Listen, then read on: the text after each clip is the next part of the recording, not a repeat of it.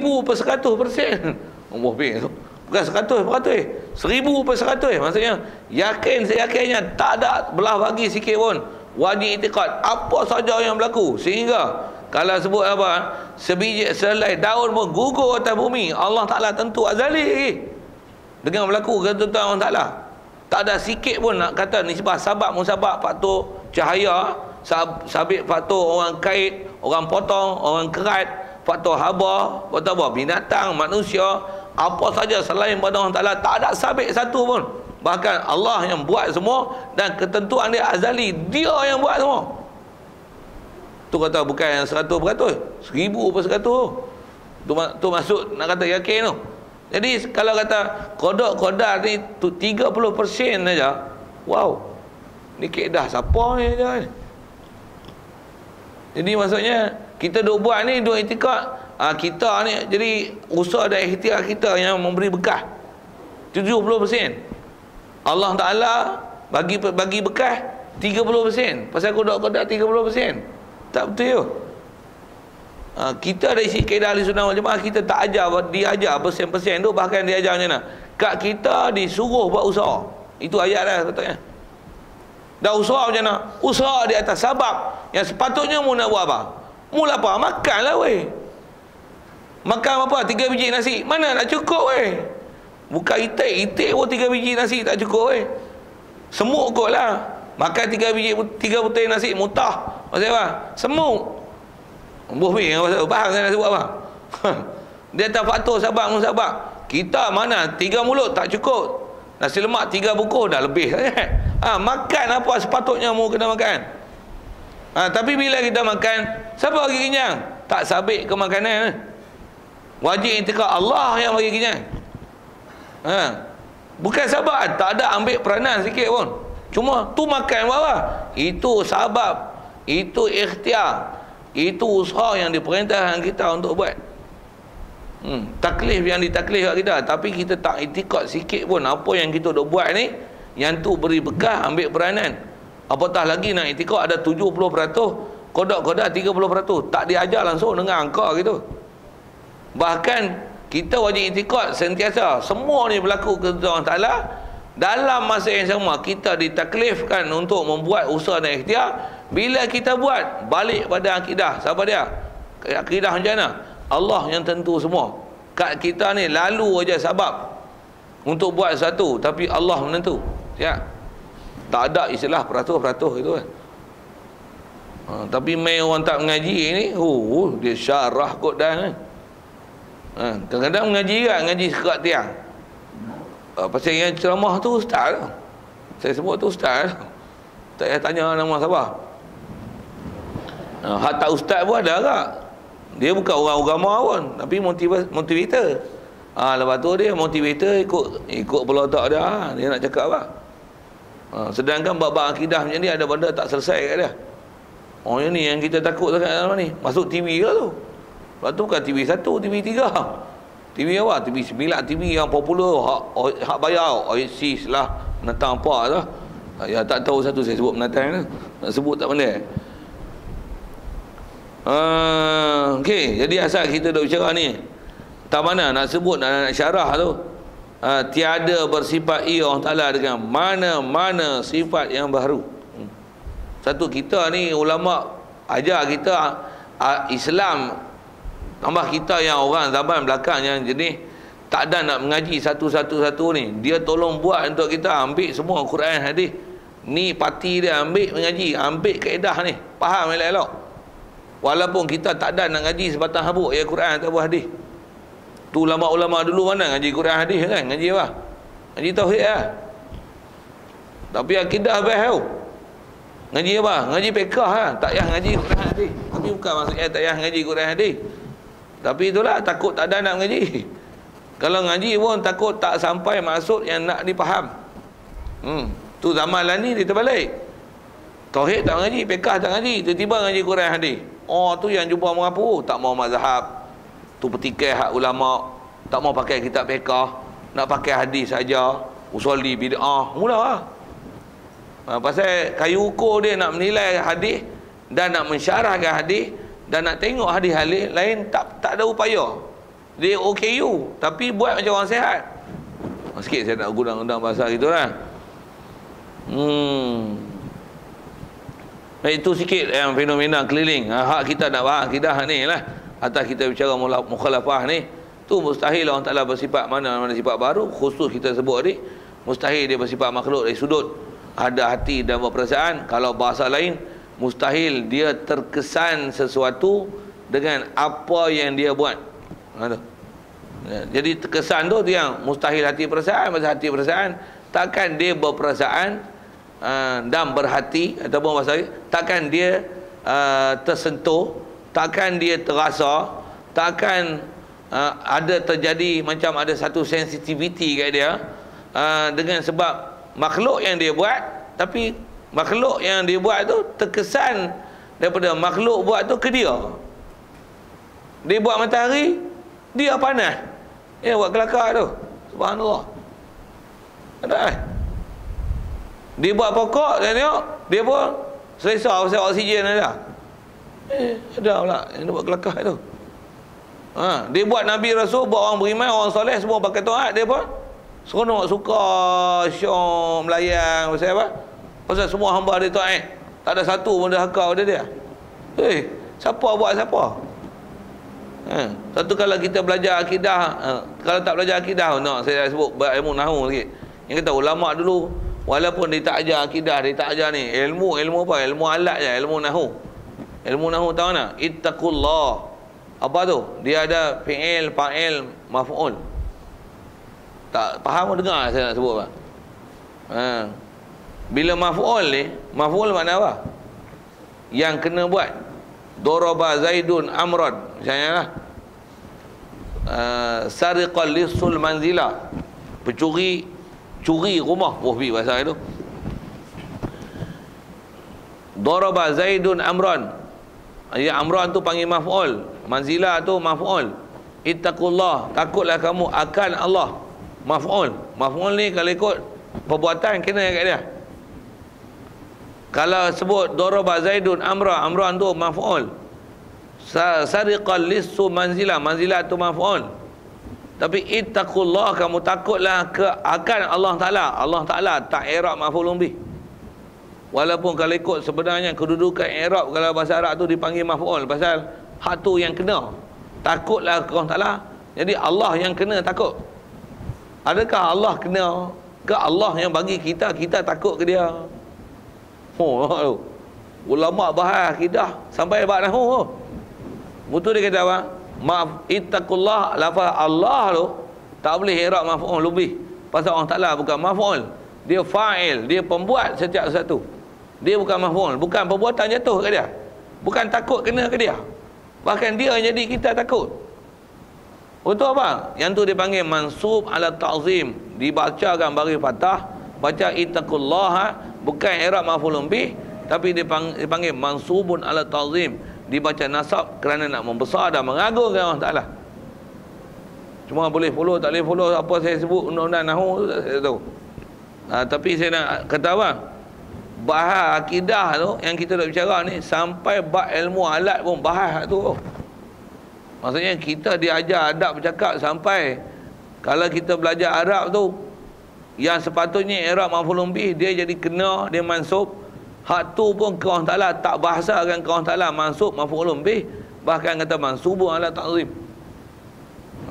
Tak boleh follow hak tu, dia sikit pasal dia bahasa Arab sikit. Kalau boleh ikut bagus. Macam mana pun bagi ikut ni. Ya.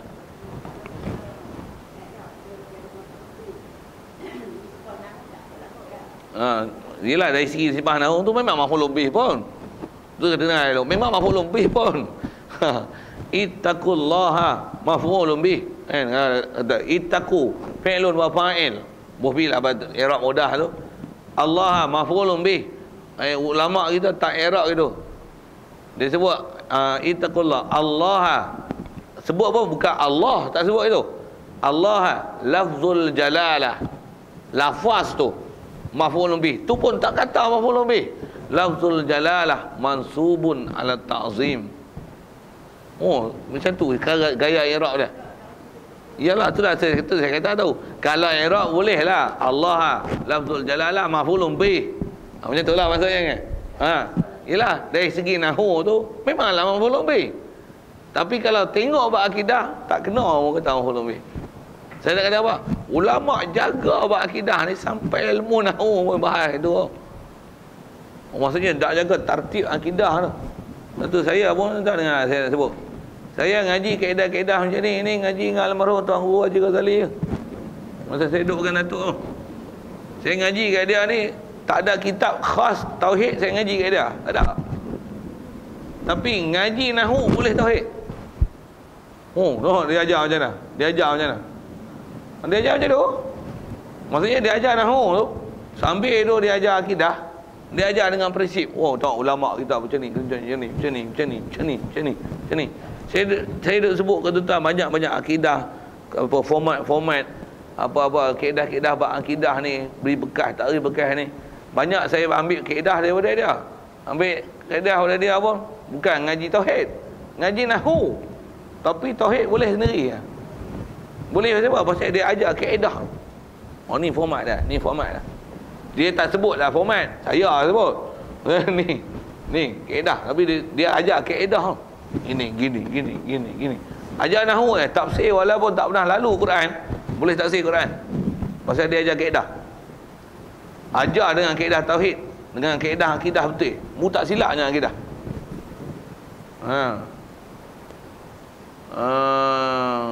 Tak, saya sebut contoh satu. Pasal kalau ajar akidah, ajar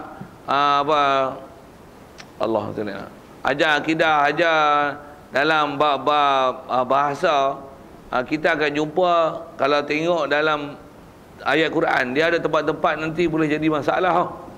Tapi bila kita diajar dengan kaedah betul, baca tafsir, memang insya-Allah akidah tak jadi masalah.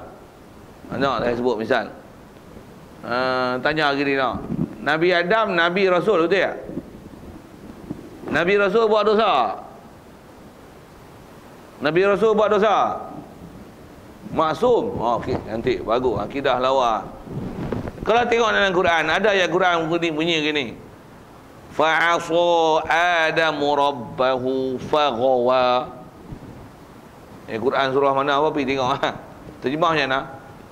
Kisah tu memang kisah selepas Nabi Adam makan buah kuldi apa keluar daripada syurga apalah. Ayat Quran kata apa? Fa'asa Adamu. Derhakalah Nabi Adam, terjemahnya tu.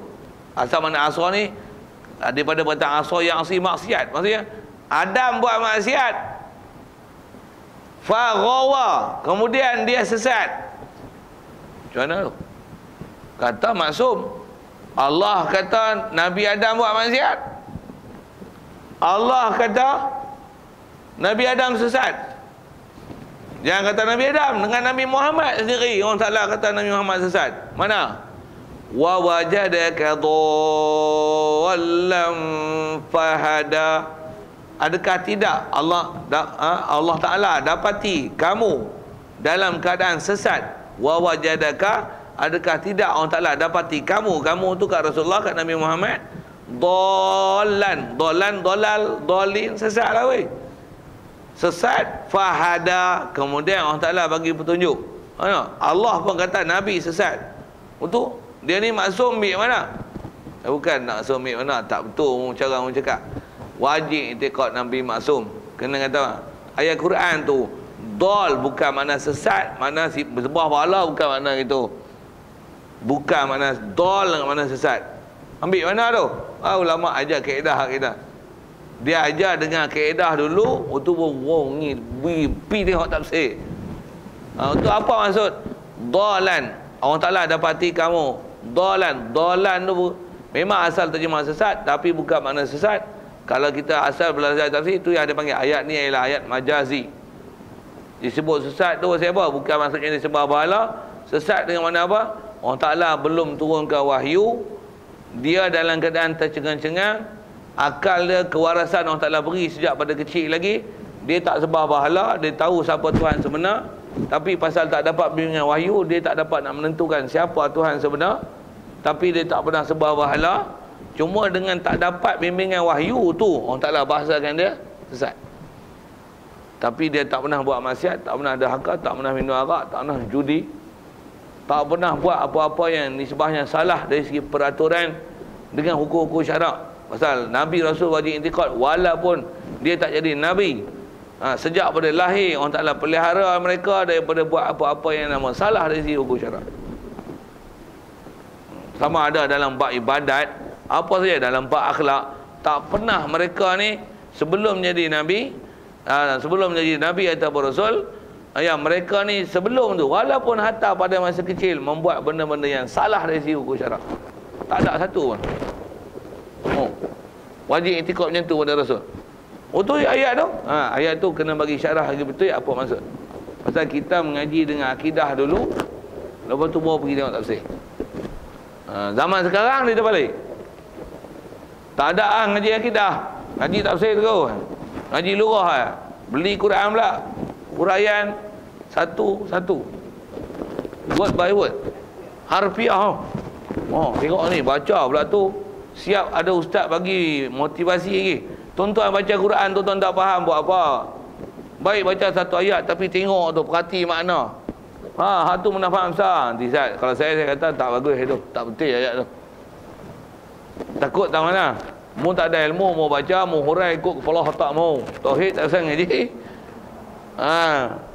Kalau saya kata gini, tuan-tuan tak ada ilmu nak bertafsir Quran. Baik tuan-tuan baca tak tahu satu makna pun tak apa.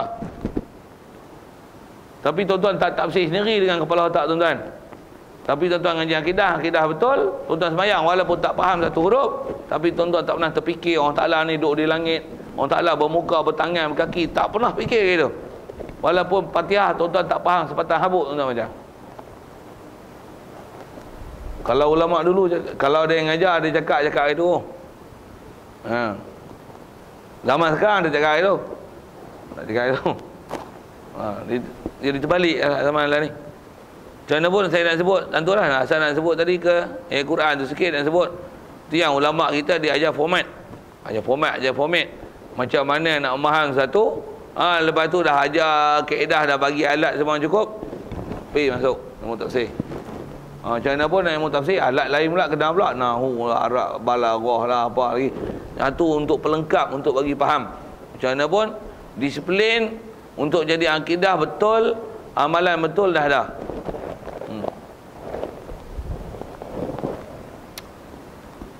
Ya.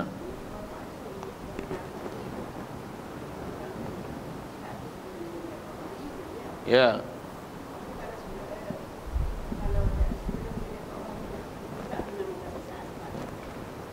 Pasal tak ada syariat lagi. Ya, memang dari sisi sudut tu satu hal lah. Kalau antara yang boleh ditanggung dan ditafsir macam tu. Tapi macam mana pun membahasakan sesat tu tak apa cantik. Satu ulama tak kata Nabi Rasul sesat, bahkan wajib itikad dia orang maksum sejak pada lahir lagi. Tu yang ayat Quran kata sesat, bukan sesat tu bukan makna sesat salah, berdosa, menyimpang, tidak. Sesat dengan mana tak dapat panduan wahyu. Tu istilahnya tahayyara. Wa wajadaka dhalda wa wajadaka dhalan dengan mana mutahayyiran, orang yang duk tercengang-cengang. Sesat tu dengan mana tercengang-cengang. Apa nak tercengang-cengang? Tu bahasa lama tu, tercengang-cengang tu. Apa nak tercengang-cengang? Tak ada panduan. Tapi nak sembah bahala ada bahala ni boleh sembah bodoh buat sembah pelik mau. Dia tak buatnya tu. Minum arak, minum pening. Dia tak buatnya tu. Orang Ta'ala pelihara lah. Wajib itikad tu. Jadi ya.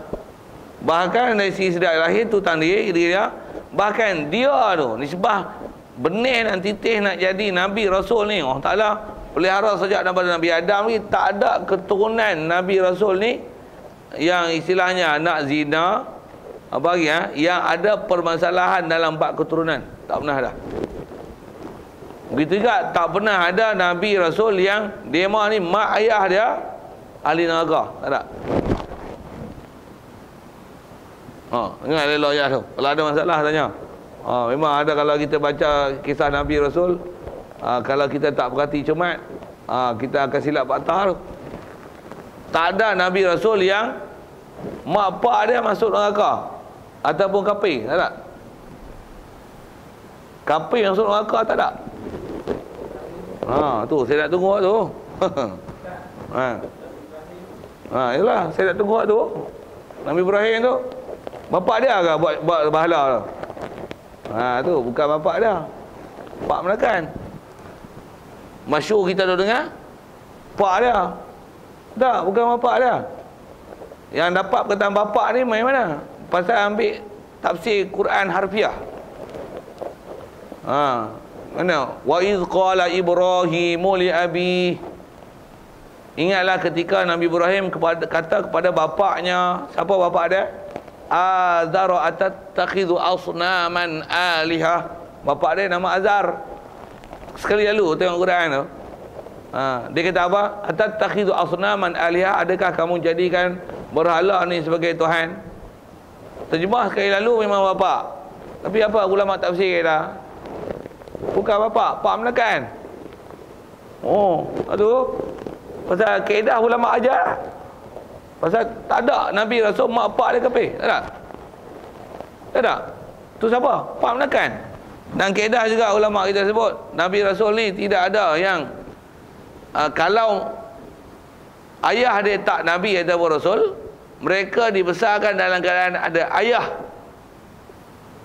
sampai dia membesar. Tak ada. Bahkan biasanya bila dia jadi Nabi Rasul, yang bapa dia bukan Nabi, bukan Rasul, biasanya ayah mereka, pak mereka mati sebelum pada mereka masih kecil lagi. Tak kenal pak lagi, mati lah. Istilahnya mereka dibesarkan dalam keadaan yatim. Bahkan yatim piatu. Semua Nabi Rasul yang macam tu. Yang kalau pak dia bukan Nabi Rasul. Kalau pak dia Nabi, tak ada masalah. Nabi Yahya, pak dia Nabi Zakaria.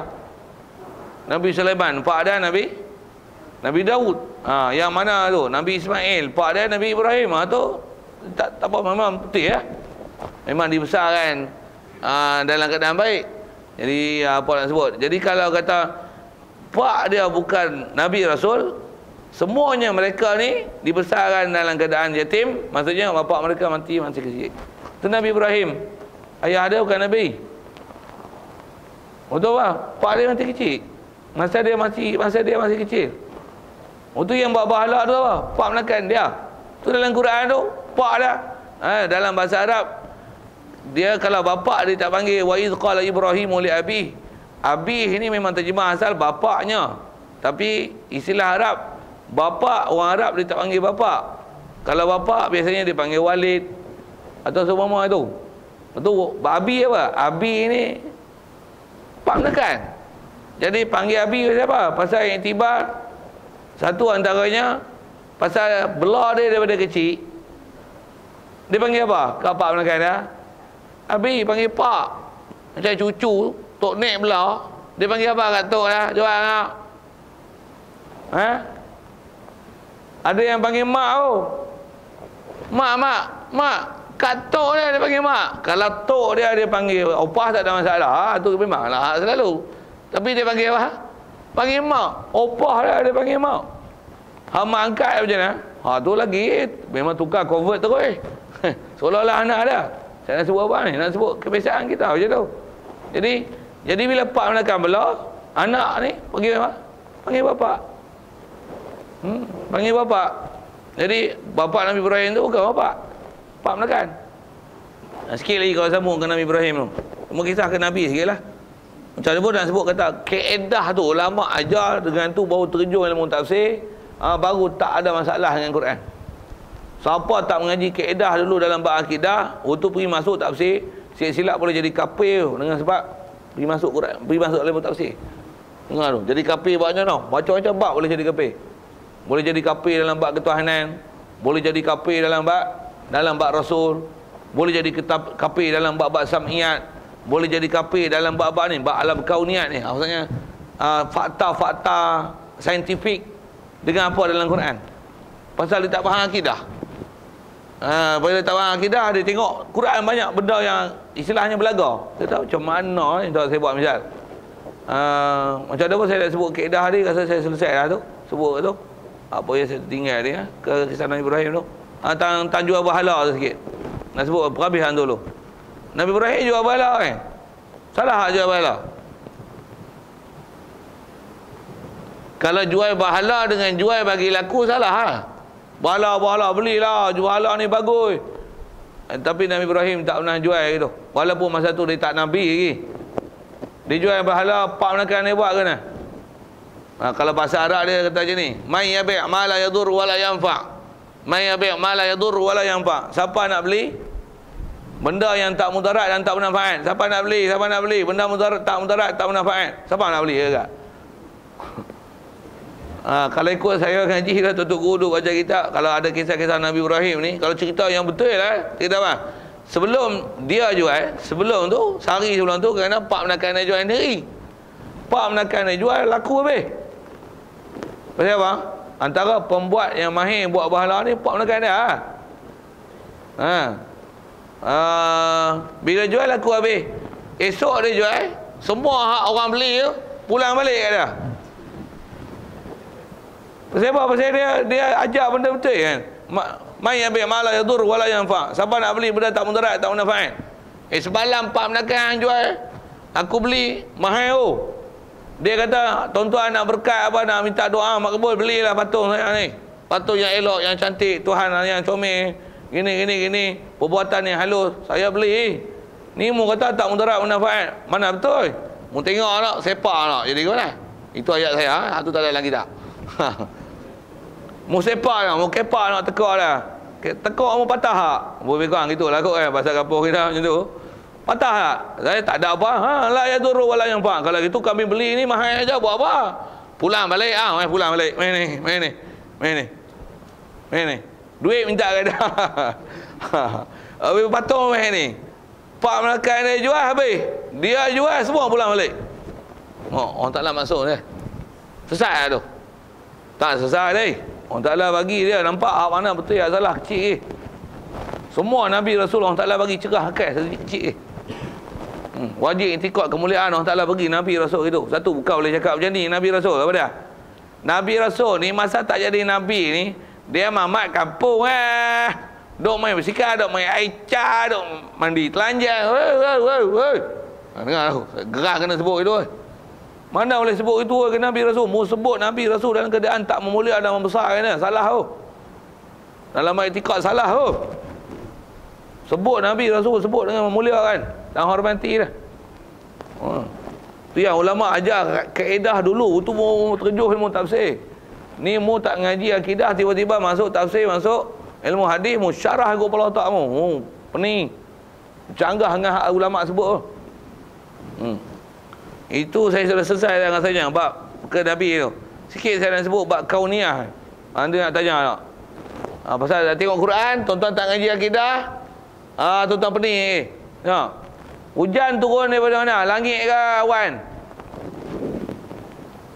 Ngaji sains ke mana? Awan lah? Ke pada langit direct? Awan lah weh. Tak kerti apa sains?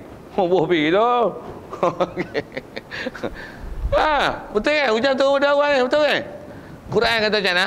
Wa anzalna minas sama'i ma'a. Apa seumpama tu? Berapa tempat yang Quran sebut? Quran wahyu Allah Ta'ala Allah Ta'ala kata apa? Kami turunkan daripada langit air. Waktu gini duk kata kita duk nampak awan. Bahkan kalau nampak tambah musim hujan, kita naik kapal terbang. Apa ni? Saya tunjuk apa ni? Ni kapal terbang, ni awan. Nak tunjuk ni awan ni. Kilat apa satu hal lah. Hujan mana? Bawah. Kapal terbang tak kena hujan lah. Hujan main pada mana? Langit ke awan? Pasal apa Quran kata langit? Duk tengok awan. Tak pening lah Quran ni. Nampak? Datang syak kat Quran tu. Boleh jadi kafir sebab tak mengaji akidah dulu. Quran ni macam tak betul ya, betul ni. Mula syak saya silap jadi Kasih Ahmad tu. Kasih Ahmad tolak hadiah, mu tolak Quran tu, kafir tu. Tengok. Kaedah ulama kita ajar macam mana? Dia ajar akidah dulu. Apa dia? Pasal hak Allah Ta'ala dan Rasul mesti betul. Yang kita nampak memang tengok dengan awan. Cuba tengok, kita memang kalau disebab tengok tak bisa tengok daripada langit. Tapi dalam Quran memang ada ayat Quran yang sebut daripada awan. Memang ada ayat Quran yang sebut daripada langit. Ada dua keadaan sebut. Betul macam mana? Mana betul? Kalau kaedah ulama tafsir kata macam ni. Kalau memang betul lah duk tengok